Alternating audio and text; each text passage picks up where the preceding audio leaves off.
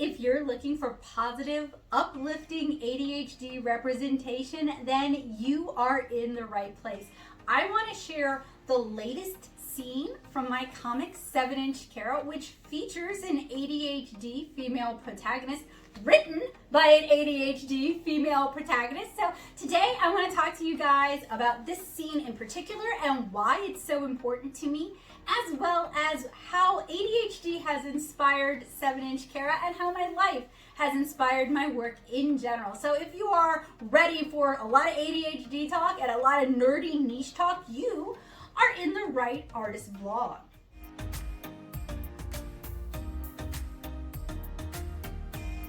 In peak ADHD fashion, I have a script because I want to talk about these things. They are really important to me and I know I will forget them anyway. So I'm wearing my glasses so I can see, and I printed it in huge font because I'm getting old. But if you guys see me reading from it, my fellow ADHDs can relate. This is the only way my type A personality can deal with this. Hi, I'm Becca Hilburn. I am a comic artist, illustrator, and I have ADHD. And I wanted to talk about the nexus of those things with you guys today because I think my art and my ADHD are both really big facets of my life. And I know a lot of artists who are also ADHD and feel that it is a really big facet of their life. Don't worry, we're not actually talking about how ADHD affects our ability to make art. We're talking about something way more niche. We're talking about how my ADHD has inspired and influenced my very niche watercolor comic 7-Inch Kara.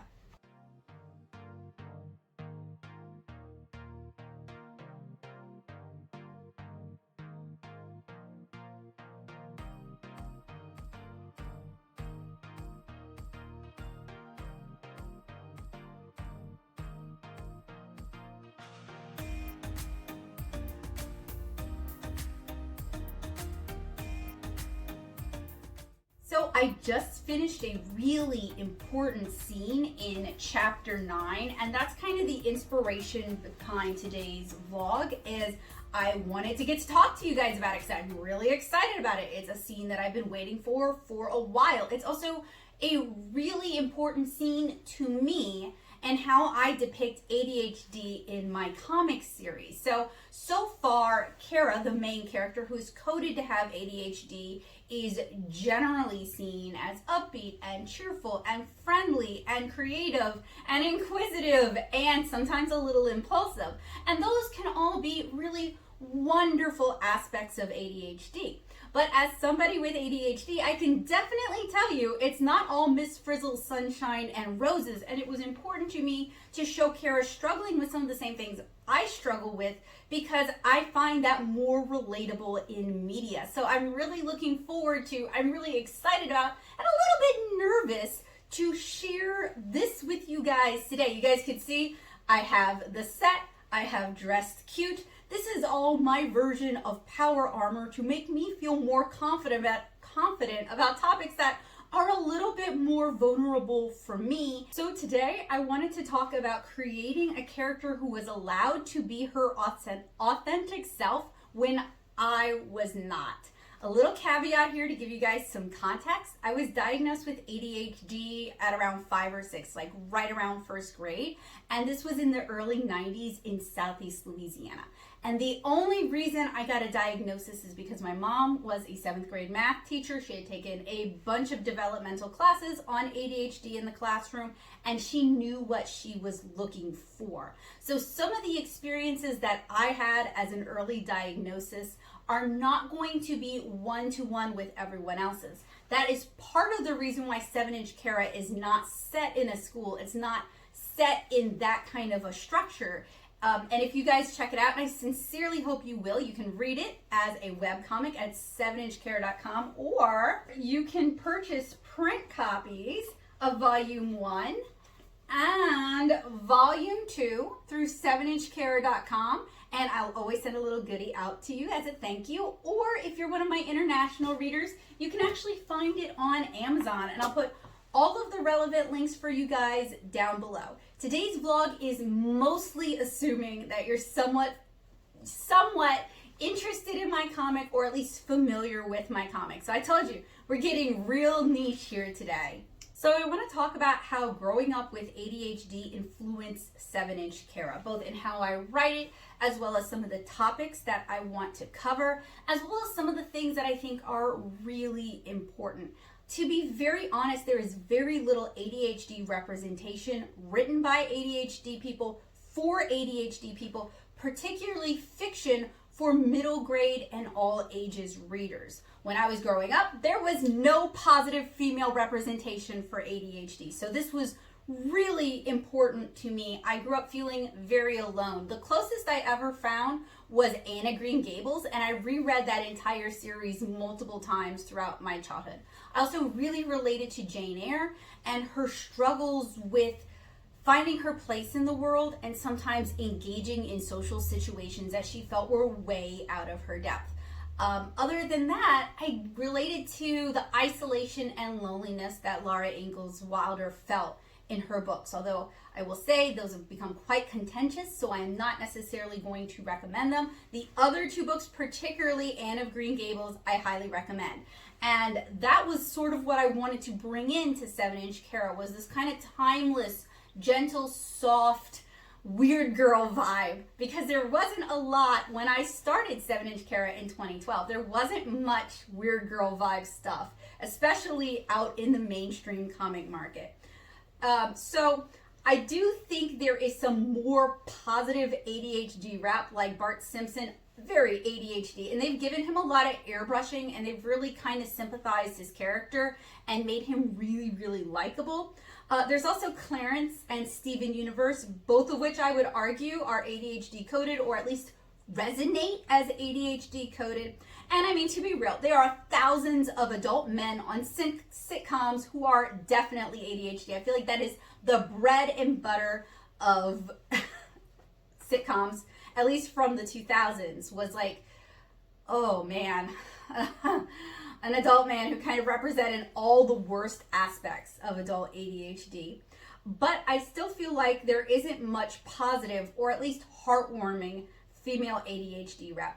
There was Anne Hathaway was in this movie Kaiju a few years ago, where she was trying to deal with her alcoholism and trying to deal with the wreck that she'd made of her life. I had really liked that movie. I really resonated with that movie, especially the catastrophic damage you can do when you don't mean to. That could be read as being LGBTQIA. That could be read as dealing with an addiction. It can also be read as dealing with mental illness. In fact, if you're a fan of the horror genre, and I prefer horror books over horror movies, but I watch a lot of scaredy cats, a lot of the movies that could be read as an analogy for the LGBTQIA othering experience also reads as mental illness struggles and mental health struggles. I'm not saying one or the other has to be true. As viewers and readers, we can bring our own interpretation to it, but I've often identified more with the monster than I did with the protagonist, which was one of the reasons why Del Toro's Is it The Shape of Water? ADHD brain is being my friend today, really meant a lot to me and really resonated with me. So I wanted to create positive, heartwarming ADHD rep that wasn't a lecture, that didn't feel like pointing out all the ways you're messing up and you should change. It was a warm embrace of Kara's ADHD and her personality, and kind of a celebration of it, but not without there being some consequences, because if I just painted it as all sunshine and sparkles, I would hate myself for that, because I hate that kind of representation, and I feel like I'd get a lot of kickback from people who just didn't live that life and felt like it was disingenuous and soft pedaling what it can be like. So I wanted to show both the goods and bads when creating an ADHD coded female character. She is also combo type like me. She's not meant to be me. She's not supposed to be me, but obviously I brought a lot of my lived experiences into Kara when writing her. So she's combo type, where she can both be very daydreamy and inattentive, but also very hyperactive, overstimulated, and impulsive. And this chapter is definitely exploring that second side more, and I'm really excited about that, because that has been most of my ADHD experience. once I started to, so when I initially released volume 1, I hadn't intentionally coded Kara to be ADHD. That wasn't like the forefront of my mind. But I started to get feedback from other ADHD folks that Kara really reads as ADHD. And I did some reflection and some soul searching. And this was kind of when I started reading the Ned Hallowell books, and I listened to the audiobook of Messy, and I kind of started reevaluating myself, because at that point in time, there was still common belief that you outgrew ADHD. And I thought, you know, as someone with a master's degree and an undergraduate degree, that I had outgrown ADHD. You don't outgrow ADHD. You might not need the accommodations from outside as much. You may need them more. I've noticed in my own life and experience, it has vacillated between, as long as I'm in like a nice, fairly rigid structure where the expectations are clear and I get a lot of feedback, I really thrive. Whereas in self-employment limbo, it's a struggle. And then as you get older and as you enter perimenopause and menopause, there are struggles that come up with ADHD too. So I was kind of on my ADHD journey again when kind of reevaluating 7-inch Kara, and my own childhood experiences with growing up with ADHD and how ADHD was treated and how I was often demonized and how I was often misinterpreted and how I was frequently misunderstood and how people really didn't listen to me. I really wanted to do well. I wanted to do better by Kara than what I got. I wanted kids to see that they could be loved and they are worth loving regardless of their ADHD and regardless of how it might manifest itself.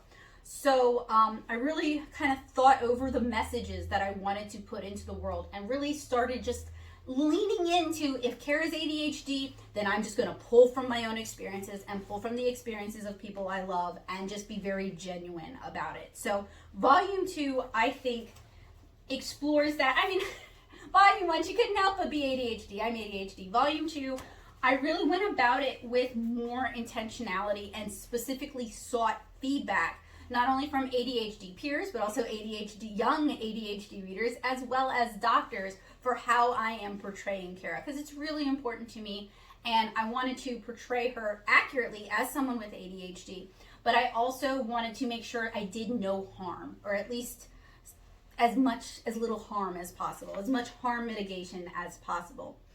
So ADHD has always been a part of my life. I was diagnosed very early, and it's definitely colored not only what I choose to depict in 7-inch Kara, but how I deal with the world, how I deal with my YouTube channel, the ways I interact with people, the kind of people I like to interact with. So I really wanted to include some of my own struggles in 7-inch Kara.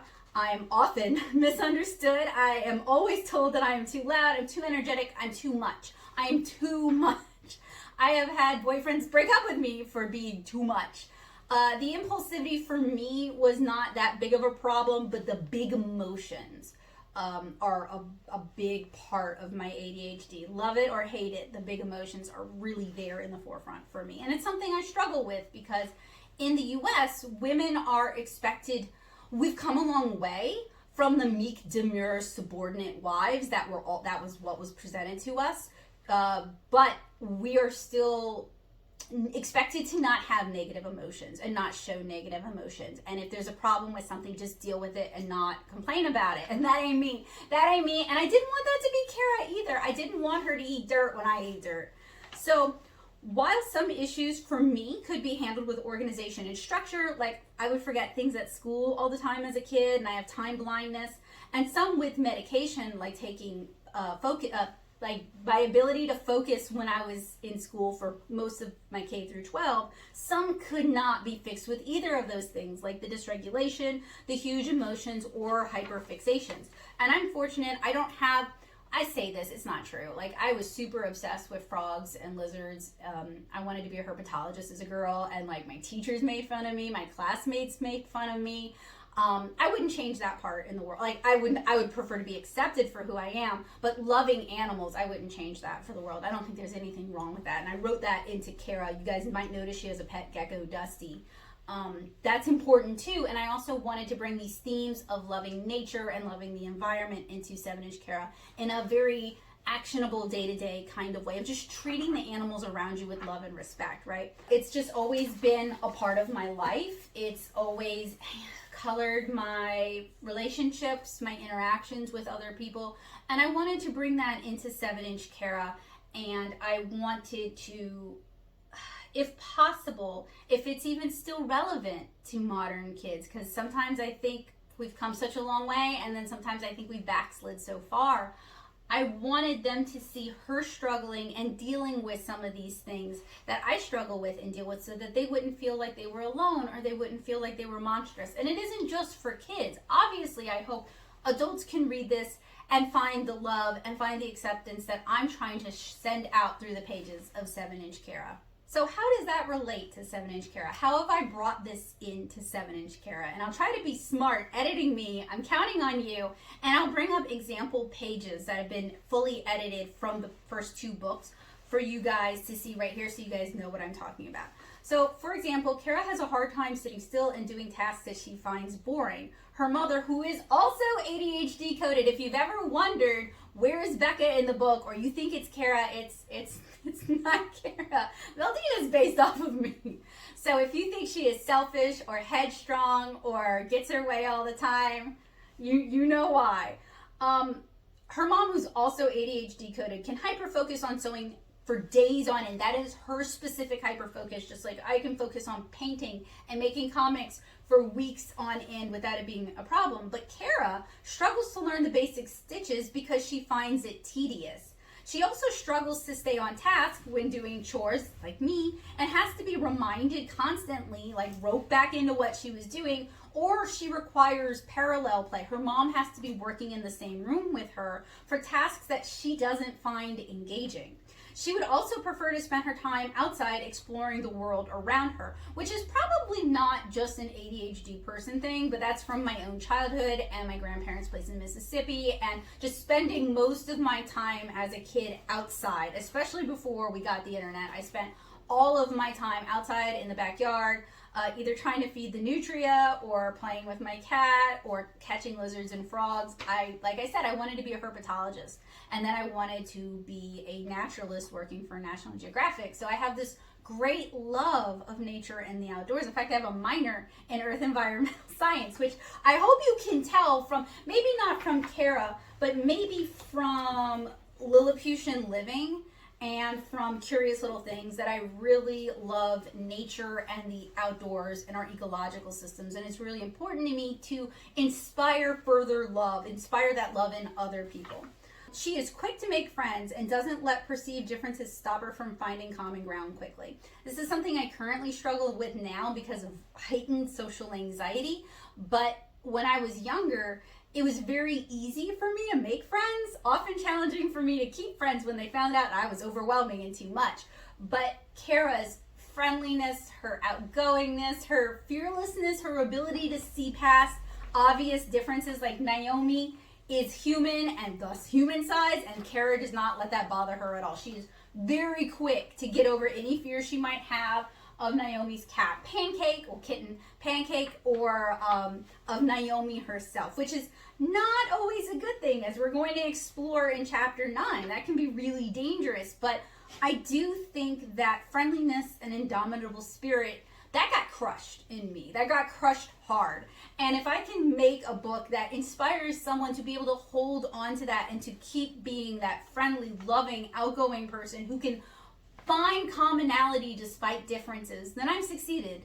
And that would mean a lot to me if I could help somebody with that. She does often feel lonely and feels isolated, although for Kara, it's because her parents have chosen to live away from other Lilliputians, and they're homeschooling her, rather than the isolation that ADHD can often cause for teenagers, particularly teenage girls, as we're trying to figure out how to engage with other people. And why is it that you were my best friend last year and you think I'm the most annoying thing on earth this year? So that sort of, also for Lilliputians, I wanted to create a society where ADHD people were valued and valuable. Like, maybe not everything about them is the most useful trait, but someone like Kara would easily be able to find, for the most part, acceptance and a life that supports her and supports what she does. I wanted to create a society, and we had explored this a lot more in Lilliputian Living, that values people based on what they can bring to the table, not by what societal expectations they fail to meet. So it's also a very trying to make it the opposite of ableist, where everyone has something worthwhile to contribute, not just in terms of work, but their personality or their knowledge or their ability to be kind to others. Those are all valuable things. Although Kara is very interested in the larger world and she wants to learn more from her father, her enthusiasm causes her to interrupt constantly, which is often taken as her not being serious or interested. And that is an assumption people make about me all the time. If I'm really interested in something we're talking about, I am going to want to interrupt and engage constantly to make sure that I understand and to show you that I'm engaging with the topic. And it is misread so much. Other ADHD people typically don't misread it, but just in the regular outside world, it frequently gets misunderstood as me correcting people or as me trying to derail the topic or me trying to take over the conversation. I'm sure other ADHD people struggle with that as well. And I did want, her mom gets her. Her mom is ADHD coded. I wanted, her dad loves her. He doesn't always know what to do with her. And that's kind of based on my own relationship with my parents to an extent. So he also has to learn and grow and change in this book. And I wanted to show that. I wanted to show that Kara, being Kara and having these adventures, inspires the people in her life to continue to grow and change and improve too. Because I think we can always keep learning and growing. We can always keep developing as people. And I wanted to show that that is a possibility. And I'm talking about Kara a lot, but Naomi is also neurodivergent coded. Probably she is ADHD inattentive type. She's very good at school, but prone to daydreaming and flights of fancy. And she has a harder time making friends than Kara does. She came from a small private school in New Orleans, and now she's in a large high school in a small town. So basically where I grew up, all the small towns in the parish funneled their kids to one high school. That or two high schools, that's kind of what Naomi's going through. So some of these kids have known each other since they were infants, and Naomi is the new face in town. So we start exploring that a little bit in the bonus chapter from volume 2, and we're going to touch on that more in volumes 3 and 4. She's going to become a more prominent character. So I also wanted to depict ADHD through various stages of life. We have childhood ADHD with Kara, we have adult ADHD with Meldina, and then we have teenage ADHD with Naomi. My goal with these books isn't to teach an ADHD child how to live or behave. I don't know that any of us are, because everyone's life is going to be unique. Everyone's skills are going to be unique. Everyone struggles with different things. I'm not trying to give a prescriptive one-to-one. I'm hoping they can see some of the things that happens with Kara and learn from that, just like reading Jane Eyre or Anne of Green Gables or Little House on the Prairie. When I was growing up, I could see commonalities and learn from that and apply that as well. Or even see how Anne, while people initially treated her as really weird and were repulsed by her, she was able to win all these people over. And although she softened as she grew up a little bit, she never stopped being herself. And that was something I wanted to do with Kara, because that's something I want for myself. I want that for all of y'all as well. I want us to be loved and accepted without having to chop off all the points that make us stars. I do want to show readers how Kara lives and behaves, and hope that you feel seen and loved in these pages. When it came to ADHD Rep, I really wanted you to feel loved and valued. I didn't want you to feel made fun of. I didn't want you to feel like I was criticizing you. I didn't want you to feel like you were less than, because we get that enough. I didn't want this book to be that. Kara doesn't live a totally carefree existence, though. There are consequences for poor and impulsive choices, and Kara makes plenty of those because, frankly, that is reality. That is reality for everyone, ADHD or not. We have to, and also it makes for an interesting story, you know? And that's how we learn, is we learn from mistakes as well as from successes. So if she never made any mistakes, she wouldn't learn. And her being able to learn is one of her best points, I would say.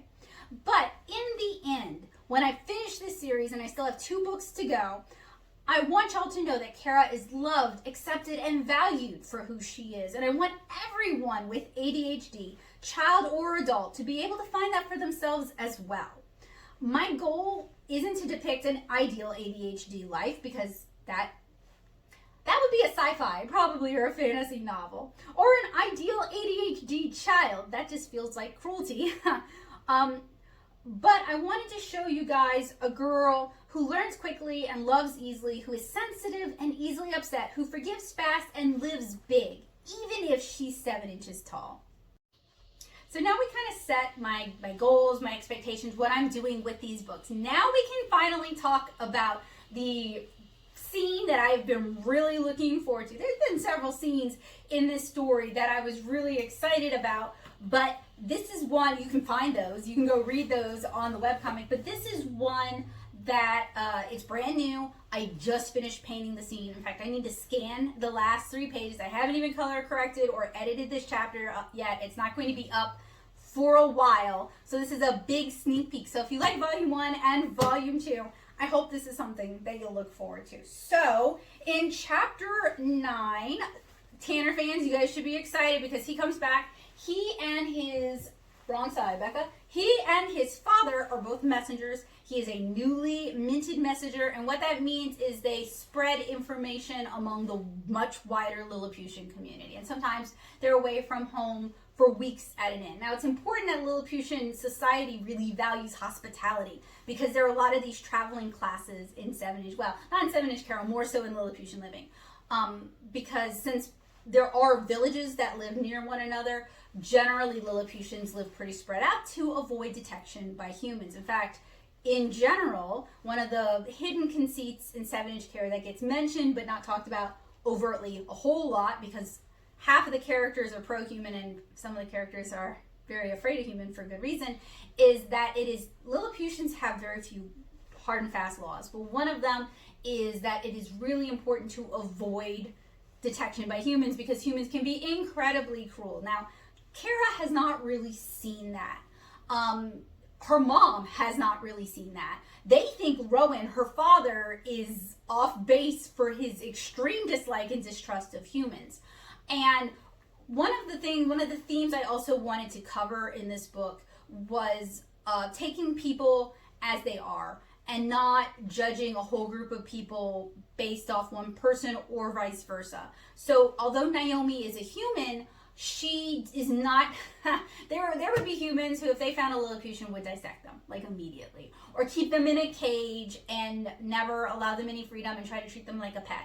So Naomi isn't one of those humans, but one can't know that without getting to know, without taking those risks, right? So there's a lot of, what I'm trying to work in, especially in chapter 9, is a lot of this, like, the possibility for great good, but also the possibility for great harm, and whether it is worth taking that chance.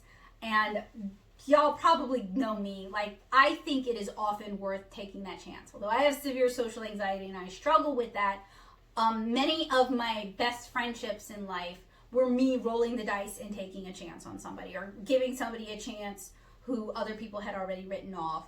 So I also wanted to explore power dynamics in this comic, and how strong, even when they're well-intentioned, often impose their will on the weak. And this is a particularly relevant issue for disabled people, including those of us with mental disabilities. There are so many people who would just control our entire lives and give us no agency.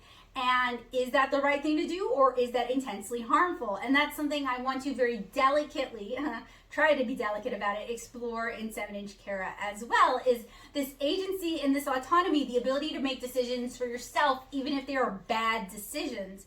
I think a lot of parents of ADHD children would take away their willpower entirely, and they would make a million good excuses for why that's a good idea. And I say this having a parent who is that person. But in the end, they would still take away our willpower, our ability to make bad decisions. They would wrap us up in cotton wool and keep us safe forever, and we would never experience anything good, bad, or indifferent, and thus we would never learn anything. So that is why it is important for Kara to make some bad decisions, because she has to learn. And that is a way that everyone learns. It just happens that ADHD people, like myself, sometimes make really bad decisions, or develop severe social anxiety because they are terrified of making really bad decisions. So In chapter 9, Tanner and his father go to visit Kara's family, and they have some news of her own family, and they also have an offer to make. And I don't want to spoil the chapter for you guys, but I'm really excited about it. I hope you're looking forward to it. It's a lot of drama. If you like drama, chapter 9 has a lot of drama.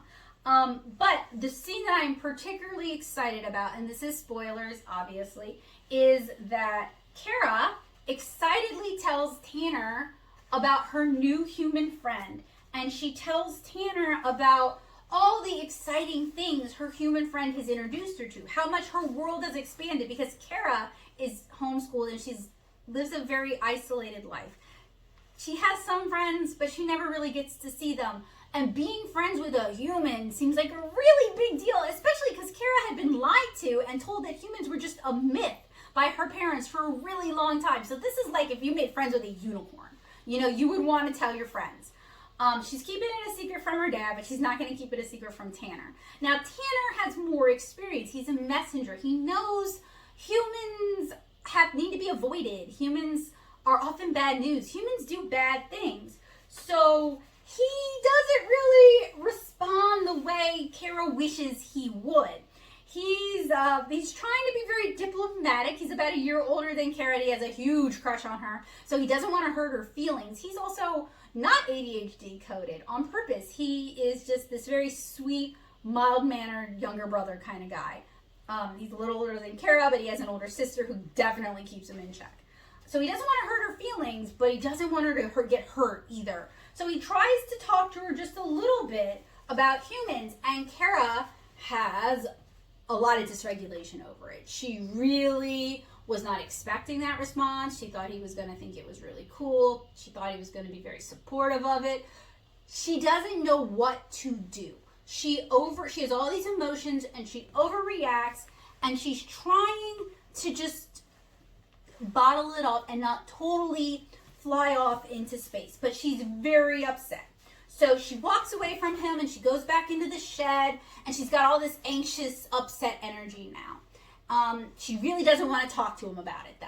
So she's pacing and she's climbing on things and jumping off things and petting the rabbit, who is a swamp rabbit and is huge, or feeding the rabbit some hay. And Tanner's both trying to talk to her because he thinks this is really important, but he's also trying not to make it worse. So he keeps trying, but he's trying not to invade her space either. He's keeping his distance, and she's still not really doesn't really want to hear this. She wants to hear that humans are good and that he's excited for her and jealous maybe that she has a human friend, and how cool is that, because he's got all these friends at the village school. So she's trying to avoid the situation, and she's chasing a cricket, and he's still trying to pursue this conversation because he thinks it's really important. And we're about to see why. Because humans are cruel.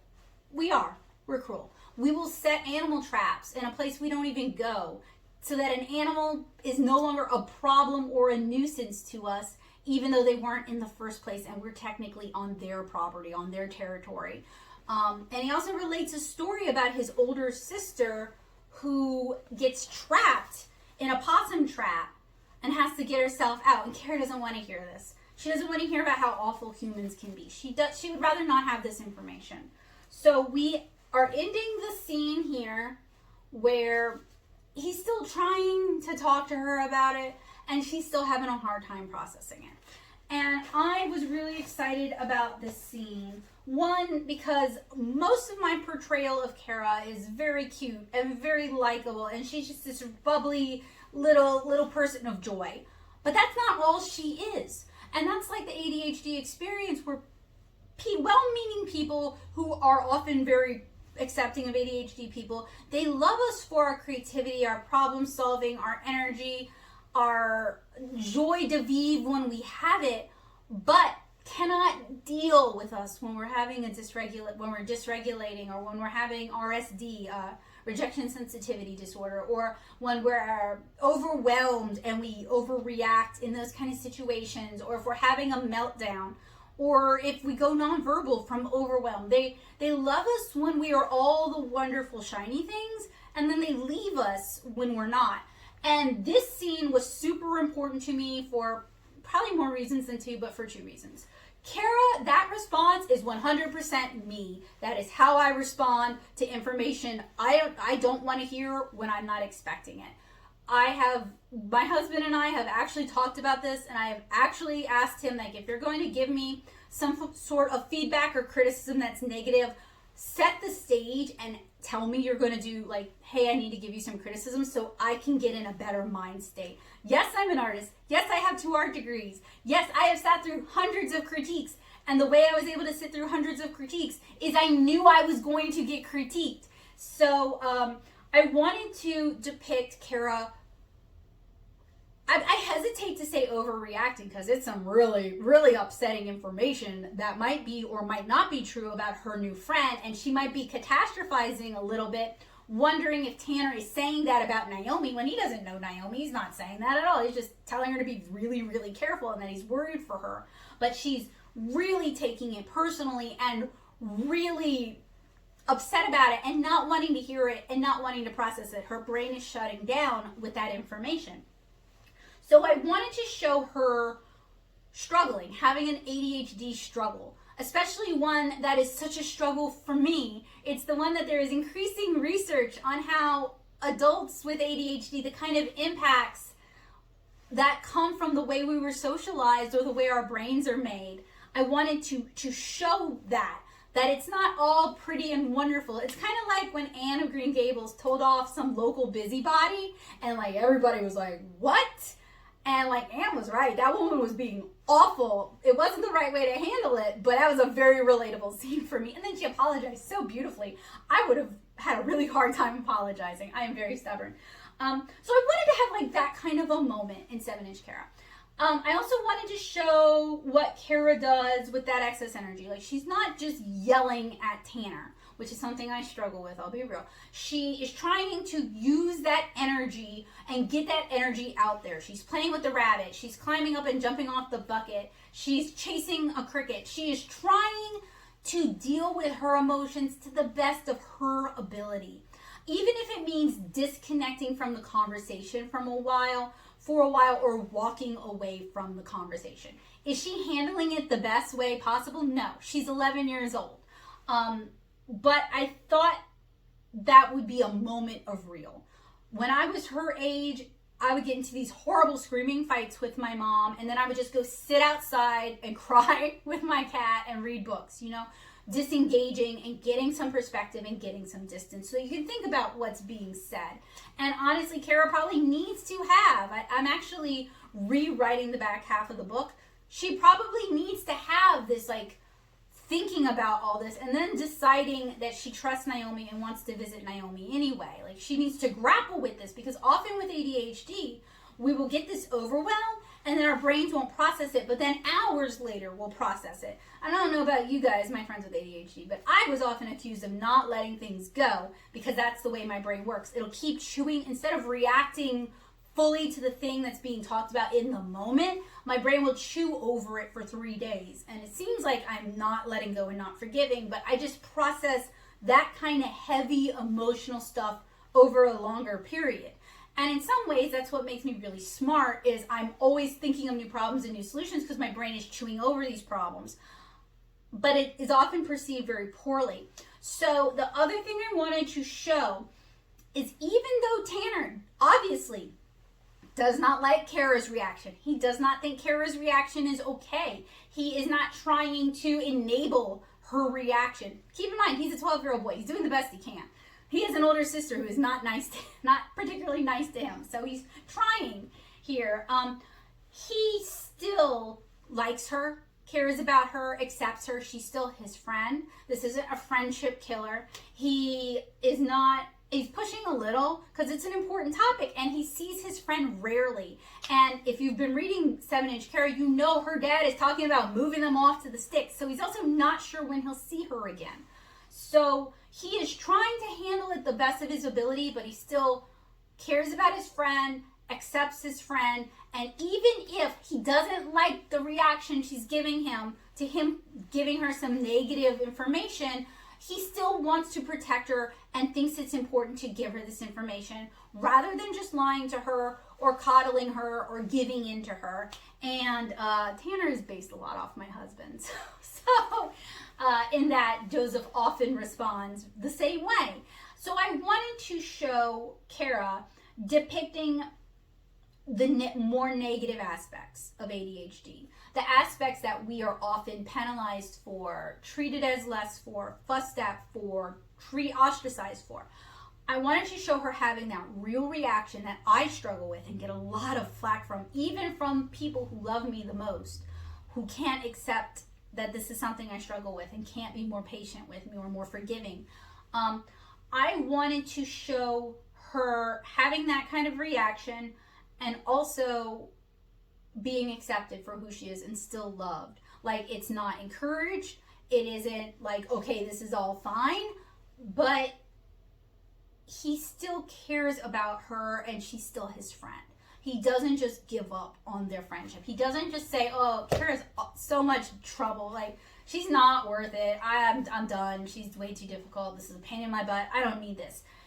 And I don't depict it here, but he's able to think about the fact that they grew up, they spent a lot of time together growing up, and they have this 11-year-long almost friendship, and that he cares about her, and she's important to him, and that it is worth working with her for this. I know that's a lot of maturity for a 12-year-old, but I believe in Tanner. He's got this. I had some friends who were that mature at that age, so, you know. I believe. Also, I teach that age, and some of those kids are incredibly mature. So, and I mean that in a positive way of like loving and caring and forgiving and empathetic and sympathetic. I honestly, sometimes I think teenagers are way more loving, caring, and forgiving than some of the adults that I have dealt with. So, you know, I'm here to champion for kids and teens because part of me never quite grew out of that, as you can see here. So I was really excited about this chapter. I'm really excited about the next part of the chapter too. I'm going to give you guys a little bit of spoilers. So I wanted to depict that Kara's parents, no matter whatever is going on between their daughter and them, they are her cheerleaders. They're in her corner. They believe in her. They are trying to do their best to raise her well and support her for who she is. So Tanner's dad, Ash, thinks they have completely dropped the ball in raising her. They think she's spoiled. He thinks she's spoiled. She's too loud. She's too this, too much that. And he thinks that instead of moving off to the woods, that she should go live with him and his family and become his apprentice, and that they'll give her the discipline and structure that she's clearly not getting from her parents. And this is also pulled from my own life because I have had a lot of other adults in my life tell my parents that I wasn't spanked enough, that I wasn't hit enough, that I wasn't punished enough. I was grounded all the time, you know, sometimes for just literal ADHD things. So I definitely got punished a lot. And I wanted to show her parents doing the thing I never saw my parents do for me. And that is stand up for her and cheerlead for her and just get mad at Ash for saying those things. So I am really looking forward to the second part of this. This is the big ADHD chapter, I guess, because we have the ADHD meltdown, but we also have her parents being good parents of an ADHD child and being supportive of her when it counts. And I just wanted to put that out in the world because I know it's hard growing up with this. It's hard being an adult with this. And we are, I grew up hearing all the time that the jails are full of people with ADHD. And that is true. Our judicial system is not very kind to us. I have gotten pulled over for going, it was a residential street in Savannah. It was unmarked. I was going the wrong way. I was literally just backing out of a French driveway. It was like 20 feet. I had an Izzy bottle in the car. Izzy is a sparkling fruit juice beverage. They're non-alcoholic. The cop pulled me over to tell me I was going backwards, saw the Izzy bottle, thought I was drinking, had me get out of the car. I am incredibly nervous and anxious, okay? I'm a little afraid of cops, just to be honest. And he was being really kind of aggressive with me. And he assumed that I was on meth because I was having an anxiety reaction. He had me walk the line, not a problem. Although I have balance issues, I did do well that night. And I ended up getting off with a warning, but I literally got harassed over going 20 feet, pulling out of a driveway, going the wrong way. You know what I mean?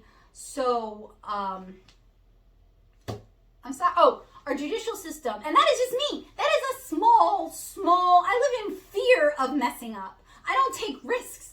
That's like just me trying to be all of the things they want you to be and still getting a hard time. So if somebody who is afraid to ever get her hands dirty has those kind of problems and can, yes sir, yes sir, yes sir, be polite, be compliant, her way out of some situations, if I struggle with that as a white woman, I can only imagine how much of a hard time other ADHD people have for real and perceived problems.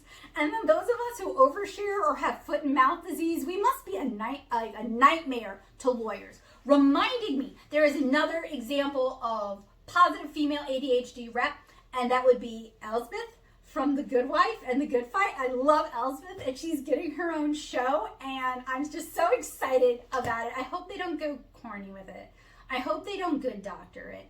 But anyway, so that's like, I'm excited about my positive female adult ADHD rep that makes me look at all the things about Elspeth that are cool and bright and shiny and see those things in myself. And if I can love them in Elspeth, I can love them in myself. And I want Kara to be able to do that for you. That you can see all the love and care. I mean, I watercolor this comic, you know? All the love and care I put into this comic.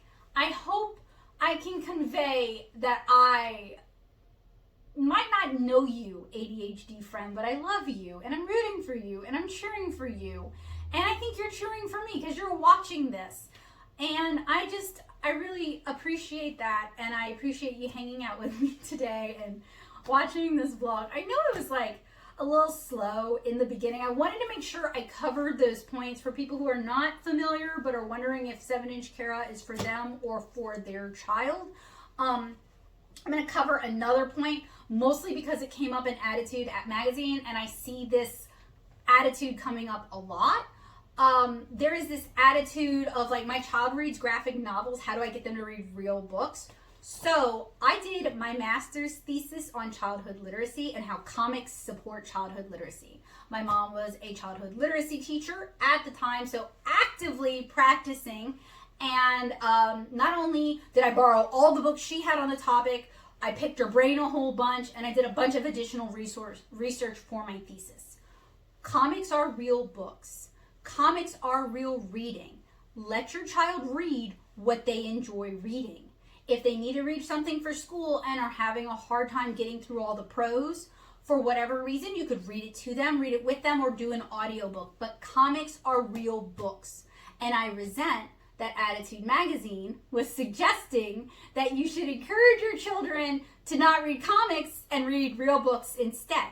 How I would handle this as an educator is I would ask them what they like about those comics, and then if I really needed them to read prose books for whatever reason, maybe to build up reading stamina, maybe to build up their patience, or maybe because it's just a really good book I want to recommend, I would find some prose books or some prose and illustration books that are on those topics and recommend them to the child. That is how I would sell it. I wouldn't try to shame them for enjoying comics. I wouldn't try to make them feel bad for enjoying the interplay of illustration and text that makes comics the perfect art form and oh so fulfilling to both draw and read. I wouldn't undersell the comic creators who, quite frankly, a lot of writing goes into comics. Even if the text on the page is kind of sparse, there is, well, not on this page, there's a lot of text. There's a lot of writing and thinking and character planning and development that goes into making comics that you are dismissing when you call them not a real book. if your child also, some comics like Volume 2 actually have a big prose section in the back that walk you through the comic process. So some comics have secret hidden prose sections at the back. But I mean, obviously I am a comic artist, so I have a horse in this race.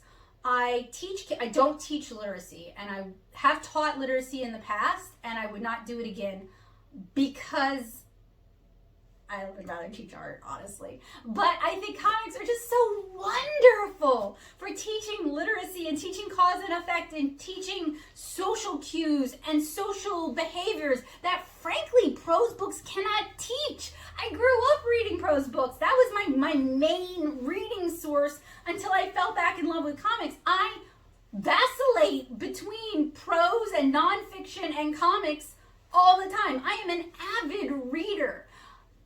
Comics are not going to keep your kid from being an avid reader. So I wish they would have instead championed some comics and some books that have positive ADHD rep rather than making the kids feel bad about reading comics. Don't love that.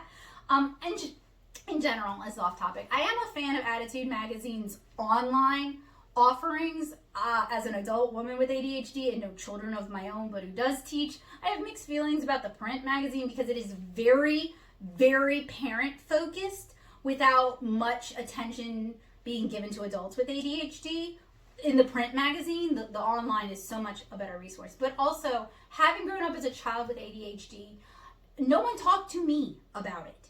Nobody cared how I felt about it. I had to learn as an adult how to advocate for myself and what books were good resources for people with ADHD. Because while it's not as bad as Autism Speaks, there are a lot of people who think they need to speak for us without being one of us and without consulting us or getting our permission. So 7-Inch Kara is a book about many things, but it is a series about a girl with ADHD written by a woman with ADHD that is meant to delight and inspire and hopefully encourage you or a young reader in your life to love themselves or for you to love yourself or to see the good side of ADHD and to learn how, if possible, to use those to win friends and influence people because I believe in you and I think you can do that. And so many ADHD people have this tremendous capacity for love and empathy, and those are traits that in our world are not really treated very well. They're not treated with much respect, but dang it, I think they're what's going to save this world. Love for animals, love for nature, love for people, and those are values that I want to put into my books and I want to inspire people in. So if you have not read 7-Inch Kara, I really, really hope you will. And let me know what you think of it. You can find it at 7inchkara.com. If you've read it and would like to own a print copy of it or would like to give a print copy as a gift to someone with ADHD in your life, young or old, if you are an international shopper, you can find them on Amazon. If you are a US shopper, I recommend just ordering them from my Natto shop because I always throw in free goodies and I'd be more than happy to dedicate it to the person that you're giving it to, even if it's a gift for yourself. It really makes me happy to be able to fulfill orders like that because I worked very hard on these books, and being able to personalize them so that you can enjoy them even more makes me very happy. So you can order them at nettasoup.com/shop. And if you would like to see if 7-Inch Kara is a good comic for you, if you would enjoy it, you can read most but not all of it because there are bonus sections, there are bonus comics, there's a whole 4-coma section at the front of the book that not only recaps Volume 1, but gives additional insight and additional humor that isn't in Volume 1 necessarily. That's not available. I don't think that's available online. That is in Volume 2, as well as the Making Comics section is in Volume 2. So there's definitely reasons to buy the print comics, even if you've read the webcomic. But if you'd like to check it out, you can read the first 8 chapters for free at 7inchkara.com. Please do let me know what you think of it. And it would really mean the world to me, like you cannot imagine how much it would mean to me if you spread the word about 7-Inch Kara. If you read it and you liked it, tell other people about it. If you read it and you liked it, share it on ADHD Reddit Send it to your favorite ADHD TikTokers and vloggers. Send it to, write a letter to ADDitude Magazine and tell them to check it out, because your positive word of mouth means so much more than anything I can say about my own book, because you're the customer. You've tried it and you liked it. I'm just the saleswoman. I just think you ought to try it and like it. So it doesn't cost you anything to help spread the word, help other ADHD adults and children find 7-inch Kara, and maybe provide some helpful feedback for the next 2 volumes, because I am in the process of writing to the end of the book. So thank you guys so much for hanging out with me. I am really excited to get to share this scene and this chapter with you guys. It's been a lot of work, and I will admit it didn't turn out quite the way I saw it in my head, but I'm still very pleased with it, and I hope you guys will enjoy it. I look forward to scanning it, color correcting it, editing it, lettering it, cleaning it up so it's even more beautiful. And we're quite a ways from having volume 3 out, but when that day comes, I look forward to sharing that with you guys as well. So I hope you guys have a wonderful day. If you have ADHD or you love someone with ADHD, I wish you the absolute best. And I hope to see you guys again soon with another art supply review tutorial or vlog like this one. I hope you guys have a wonderful day, guys. Bye.